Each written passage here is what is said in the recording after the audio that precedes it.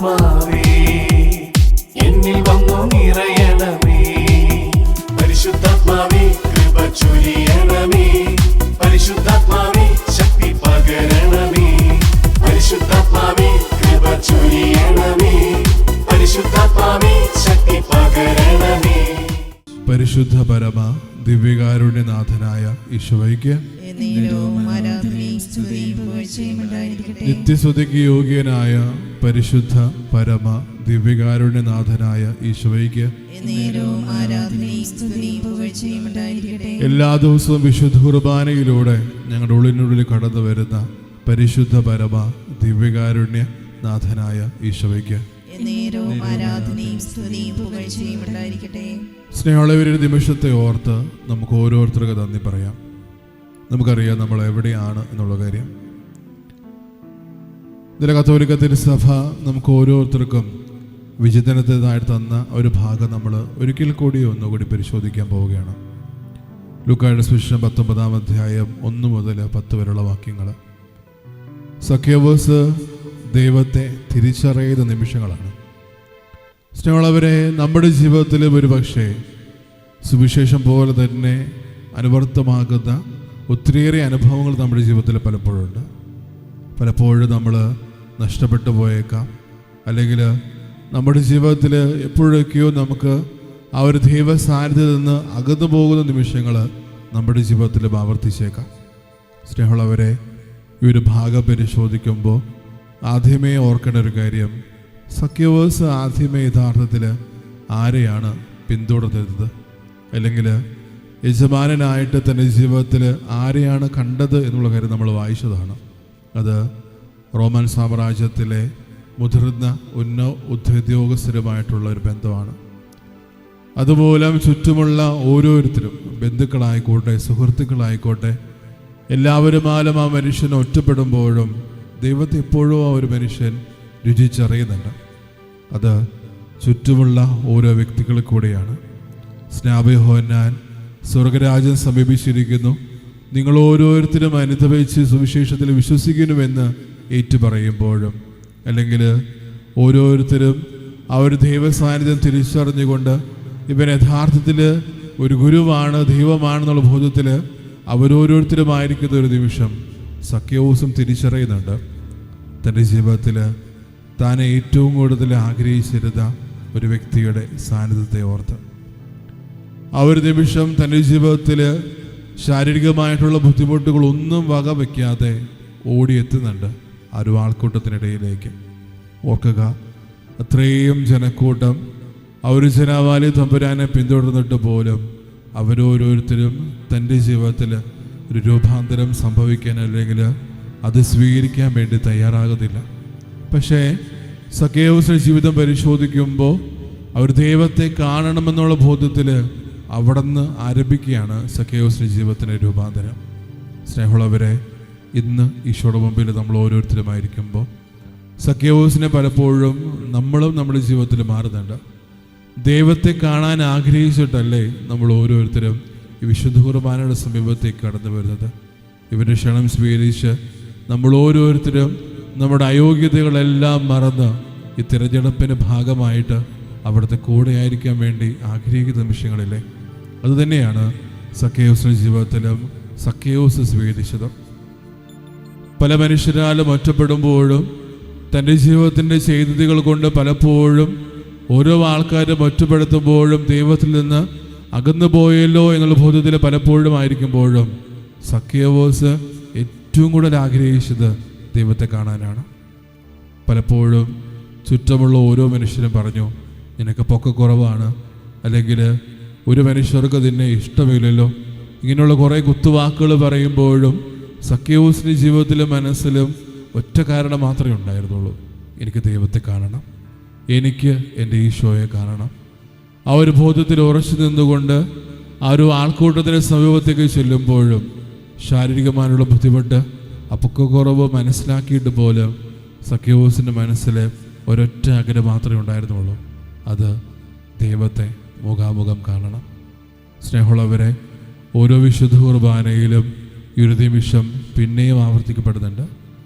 ദൈവത്തെ കാണാൻ ആഗ്രഹിക്കുന്ന മക്കൾ അവൻ്റെ സാന്നിധ്യത്തിലായിരിക്കുമ്പോൾ പലപ്പോഴും എളിമയുള്ളവനായി നമുക്ക് ഓരോരുത്തർക്കും വേണ്ടി ഈ തൂവുള്ള ഓസ്തിയോളം ചെറുതാകുന്ന ഒരു അപ്പനെ നമ്മൾ ഓരോരുത്തരും കാണുന്നുണ്ട്.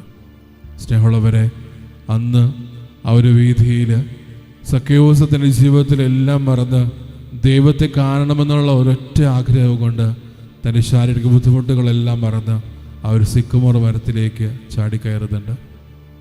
ആ ഒരു മരത്തിൻ്റെ അടുത്തെത്തുമ്പോൾ നമുക്കറിയാം എന്ത് സംഭവിച്ചു എന്നുള്ള കാര്യം. ഈശോ മുകളിൽ നോക്കിക്കൊണ്ട് സക്കേവൂസിനോട് പറയുന്ന ഒരൊറ്റ വാക്ക്, ഇറങ്ങി വരിക എന്ന് പറയുന്നതിനപ്പുറത്തോട്ട് ആ കരുണയുടെ മിഴിയോടുകൂടി സക്കേവൂസിനെ തമ്പുരാൻ നോക്കുമ്പോൾ അവൻ്റെ ജീവിതം അവിടം കൊണ്ട് മാറുകയാണ്. പറഞ്ഞു വയ്ക്കുന്നത് ഒരു വിശ്വാസ സാക്ഷ്യം മാത്രമല്ല, അതിനപ്പുറത്തോട്ട് ഞാനെന്ന സക്കേവൂസ് എന്ന പഴയ മനുഷ്യനെ ഉരിഞ്ഞു മാറ്റി ഒരു പുതിയ മനുഷ്യനാകാമെന്നുള്ള പ്രതിജ്ഞയോടുകൂടി സക്കേവൂസിൻ്റെ ജീവിതം അവിടം കൊണ്ട് രൂപാന്തരപ്പെടുന്നുണ്ട്. സ്നേഹമുള്ളവരെ, ഓരോ ദിവസവും വിശുദ്ധ കുർബാനയ്ക്ക് അണയുമ്പോൾ അല്ലെങ്കിൽ ഈ ദിവ്യകാരുണ്യത്തിൻ്റെ സാന്നിധ്യത്തിലേക്ക് നമ്മൾ ഓരോരുത്തരുമായിരിക്കുമ്പോൾ കരുണയുടെ മിഴിയോടുകൂടി അവൻ നമ്മളെ നോക്കുന്നുണ്ട്. പക്ഷേ എൻ്റെയും നിൻ്റെയും ജീവിതത്തിൽ ഈ രൂപാന്തരം സംഭവിക്കുന്നുണ്ടോ? അല്ലെങ്കിൽ അന്ന് സക്കേവൂസ് അതിൻ്റെ ജീവിതത്തിൽ തിരിച്ചറിഞ്ഞതുപോലെ എൻ്റെ ജീവിതം ക്രിസ്തുവിനൊപ്പമല്ല എന്നുള്ളൊരു കാര്യം മനസ്സിലാക്കിക്കൊണ്ട് എല്ലാം മറന്ന് ഒരു പുതിയ ജീവിതത്തിലേക്ക് ഞാനിതാ കാലെടുത്ത് വയ്ക്കുന്നുവെന്ന് ഒരു സാക്ഷി നൽകുന്നുണ്ട് സക്കേവൂസ്. സ്നേഹമുള്ളവരെ, ഇന്ന് ഈശോയുടെ മുമ്പിൽ നമ്മൾ ഓരോരുത്തരുമായിരിക്കുമ്പോൾ ഈ ഒരു സാന്നിധ്യം നമ്മുടെ ജീവിതത്തിൽ അവിടെ നിന്ന് ഉറപ്പാക്കുമ്പോൾ തിരിച്ചറിയേണ്ടത് എത്രത്തോളം ഈശോയെ എനിക്ക് സ്നേഹിക്കാൻ പറ്റുമെന്നാണ്. അല്ലെങ്കിൽ ഓരോ വിശുദ്ധ കുർബാനയ്ക്കും അണയുമ്പോൾ സക്കേവൂസ് എന്ന് ആഗ്രഹിച്ചതിനേക്കാൾ 10 മടങ്ങ് എനിക്ക് എൻ്റെ നാഥനെ കാണണമെന്നുള്ള ബോധ്യത്തോടുകൂടി ആയിരിക്കാൻ നമ്മളിൽ എത്ര പേർക്ക് പറ്റുന്നുണ്ട്? പലപ്പോഴും വിശുദ്ധ കുർബാനകൾ ഒരു ദിവസത്തിൻ്റെ ദിനചര്യയ്ക്ക് അപ്പുറത്തോട്ട് ഒന്നുമാകാതെ പോകുമ്പോൾ, അല്ലെങ്കിൽ പഴയതുപോലെ വിശുദ്ധ കുർബാന എനിക്കൊരു അനുഭവമാകുന്നില്ല എന്നൊരു പരാതിയിൽ പലപ്പോഴും നമ്മൾ ഒതുങ്ങുമ്പോഴും ആ ഒരു അനുഭവത്തിലേക്ക് എത്താൻ നമ്മൾ എന്താണ് യഥാർത്ഥത്തിൽ ചെയ്യുന്നത്? സ്നേഹമുള്ളവരെ, തിരിച്ചറിയുക.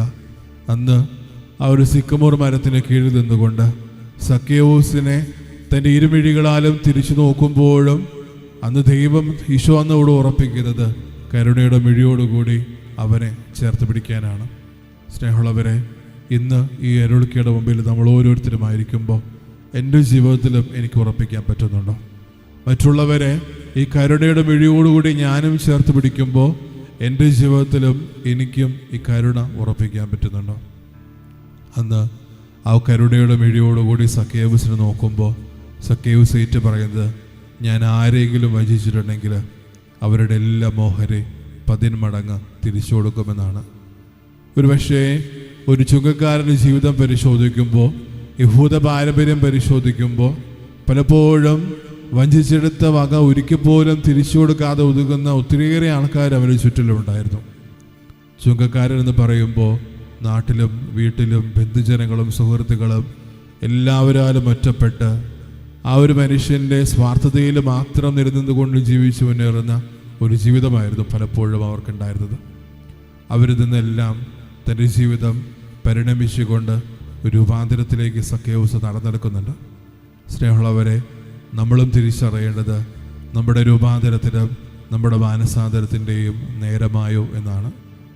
പലപ്പോഴും വെളിപാടിൻ്റെ പുസ്തകത്തിൽ പറയുന്നത് പോലെ, നിന്റെ ആദ്യ പ്രണയം നീ നഷ്ടപ്പെടുത്തിയോ മകനെ എന്ന് ചോദിക്കുന്നത് പോലെ ആ ഒരു ചോദ്യം നമ്മളെ നോക്കി തമ്പുരാൻ ആവർത്തിക്കുമ്പോൾ എൻ്റെ ജീവിതത്തിലും ഞാൻ സ്വീകരിച്ച ആ ഒരു ആദ്യ പ്രണയം എനിക്കിപ്പോഴും ഉണ്ടോ? ഈശോയെ എന്നും എൻ്റെ ജീവിതത്തിൽ ഞാൻ സ്വീകരിക്കുമ്പോഴും പലപ്പോഴും എൻ്റെ ജീവിത അവസരങ്ങളിൽ എൻ്റെ ജീവിതത്തിൻ്റെ പല യാമങ്ങളിലും ഒരു ദൈവത്തെ തള്ളി പറഞ്ഞുകൊണ്ടുള്ളൊരു ജീവിതം എനിക്കുണ്ടോ എന്നുള്ള കാര്യം നമ്മളെപ്പോഴും തിരിച്ചറിയണം.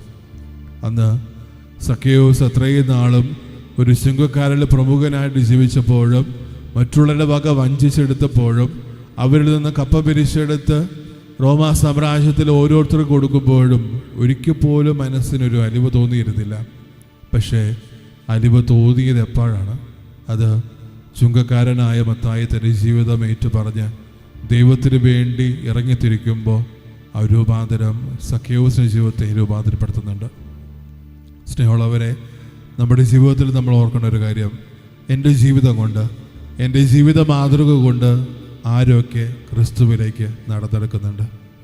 ഞാൻ ചെയ്യുന്ന ഓരോ പ്രവൃത്തികൾ കൊണ്ട്, അല്ലെങ്കിൽ ഞാനായിരിക്കുന്ന എൻ്റെ ജീവിതാവസ്ഥ കൊണ്ട് ആരൊക്കെ ക്രിസ്തുവിലേക്ക് നടന്നെടുക്കുന്നുണ്ട്? സ്നേഹമുള്ളവരെ, ഇന്ന് ഈശോയുടെ മുമ്പിൽ നമ്മൾ ഓരോരുത്തരുമായിരിക്കുമ്പോൾ തിരിച്ചറിയേണ്ടത് ഇത്രത്തോളം അവിടുന്ന് എന്നെ കരുണയുടെ മിഴിവോടുകൂടി ചേർത്ത് പിടിക്കുന്നുണ്ട്. കാരണം സക്കേയൂസിൻ്റെ ജീവിതം പരിശോധിക്കുമ്പോൾ ആ കരുണയുടെ ഒരൊറ്റ മിഴി മാത്രം മതിയായിരുന്നു. സക്കേയൂസിനെ നോക്കുമ്പോഴും ആ ഒരു ജീവിതം തന്നെ ഏറ്റുപറഞ്ഞുകൊണ്ട് സക്കേയൂസ് ആ സിക്കമോർ മരത്തിൽ നിന്ന് ഇറങ്ങി വരാൻ ആഗ്രഹിക്കുകയാണ്. സ്നേഹമുള്ളവരെ, ഈ കൃപയുടെ മണിക്കൂറിൽ നമ്മുടെ പ്രാർത്ഥനകളും നിയോഗങ്ങളും എല്ലാം ചേർത്ത് വയ്ക്കുന്നതോടൊപ്പം തന്നെ ലോകത്തിലുള്ള ഓരോ വ്യക്തികൾക്ക് വേണ്ടി നമുക്ക് പ്രാർത്ഥിക്കാം.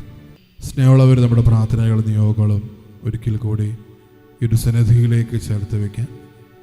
വളരെ പ്രത്യേകമായിട്ട് ഓൺലൈനായിട്ട് ചേർത്ത് വെച്ചിരിക്കുന്ന എല്ലാ പ്രാർത്ഥനകളും നിയോഗങ്ങളും, ഇപ്പം നമ്മുടെ വ്യക്തിപരമായിട്ടുള്ള എല്ലാ നിയോഗങ്ങളും പ്രാർത്ഥനകളും ചേർത്ത് വെച്ച് താഴ്ന്ന സ്വരത്തിൽ സ്തുതിച്ചുകൊണ്ട് ദിവ്യകാരുടെ നാഥനാശീർവാദം നമുക്ക് സ്വീകരിക്കാം. ഈശോയെ ആരാധന,